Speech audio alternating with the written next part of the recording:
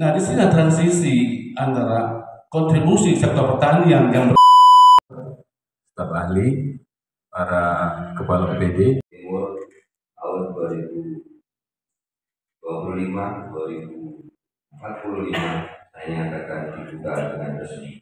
Terima kasih. Assalamualaikum warahmatullahi wabarakatuh. Sekretaris Daerah Kabupaten Lubu Timur, Bapak Kepala Badan Pusat Statistik Kabupaten Lubu Timur.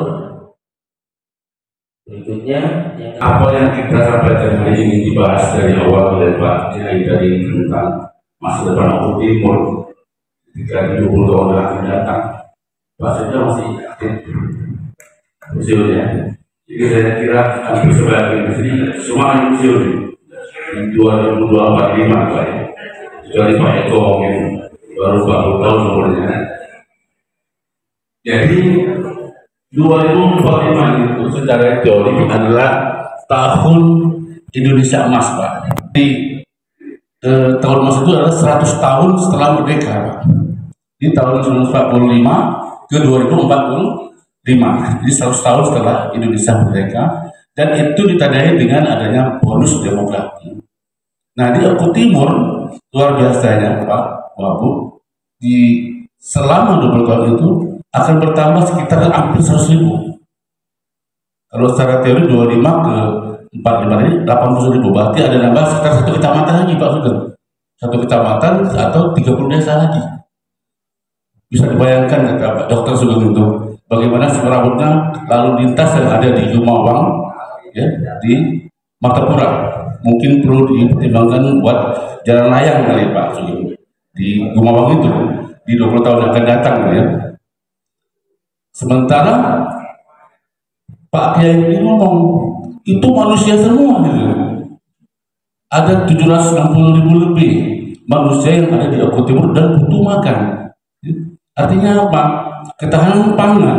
Di sini ada Pak Junadi dengan Pak Yani itu penanggung jawab ketahanan pangan gitu, dan pertanian itu. Hari ini kita sepakat tahun 2025 ada 1 juta panen kering giling, ya Pak. Dan tahun ini tercapai sekitar 8.000 gabah kering giling itu. Nah, dari sebesar itu Pak Kiai, itu cuma 50.000-an yang dikonsumsi oleh masyarakat Lubu Timur. Sisanya itu dibawa keluar, Pak Sugeng, yang kemarin kita bahas waktu di Kabupaten itu. Nah, di sini ada transisi antara kontribusi sektor pertanian yang berperan sangat tinggi. Nanti di 2045 kita menargetkan industri itu menjadi sekitar 30%. Artinya ada apa? Ada perubahan. Sektor pertanian yang kita unggulkan hari ini itu harus diolah, Pak. Ya. Faktanya hari ini pertanian dengan pangan kita khususnya padi yang kita nikmati cuma 50.000-an atau sekitar 10% itu, sisanya 70.000-an itu kemana?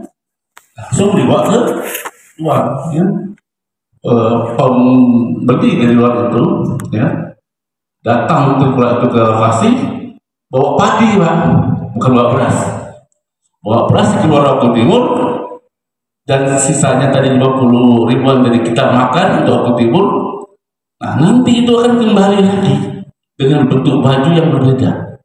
Ya, ketika Lubu Timur sedang tidak baik-baik saja kondisinya, kurang beras yang mahal sampai 14.000, datanglah beras Lubu Timur yang pakai baju Lampung, bisa baju dari Palembang, bisa baju dari Jambi, ya. Tapi berasnya beras Lubu Timur. Artinya apa? Selain ketahanan pangan yang kita siapkan tadi, tadi kita butuh perubahan dari sektor pertanian ke sektor industri. Bagaimana kita mengolah padi itu tidak dibawa keluar oleh para tengkulak, tapi kita olah sendiri di Lubu Timur. Nah, kemudian kalau lihat dari indikator makro yang dikeluarkan oleh beberapa provinsi, itu hati-hati. Lubu Timur IPM-nya target 85 poin, ya itu Pak Marius, ya. Kita itu mengalami OKU, Pak Marius, induk. Jadi kita 80 sekian itu OKU induk itu maknya Lubu Timur ini di bawah kita. Tahun ini hampir sama kita. Tapi ternyata mau ini yang di bawah kita secara teori akan melewati timur. Artinya apa? Kita butuh persiapan. IPM kita. Rata-rata lama sekolah kita tahun 2003 baru 8 tahun Pak Senda. Artinya rata-rata penduduk timur bersekolah baru tingkat SMP kelas 2. Nah, ini jadi perhatian juga untuk kita semua karena target dari visi misi kita ini adalah 5 poin, 4 poin, 3 diantaranya ada di Timur. Pertumbuhan ekonomi kita alhamdulillah masih di bawah 4, masih terbaik di Sumsel berbagai nomor 3 di Sumatera Selatan. Ya. Jadi secara umum Bapak Ibu sekalian, indikator makro di Timur ini nilainya cukup baik. Jadi kondisinya cukup baik. Cuman hati-hati 20 tahun ke depan dengan bertambahnya penduduk hampir 100.000 itu kita butuh effort yang lebih keras tadi.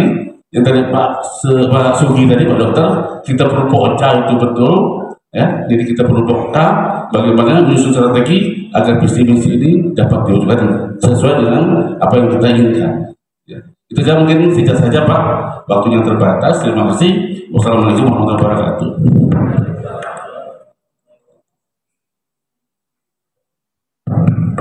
Waalaikumsalam warahmatullahi wabarakatuh. Terima kasih Pak Budi Rianto.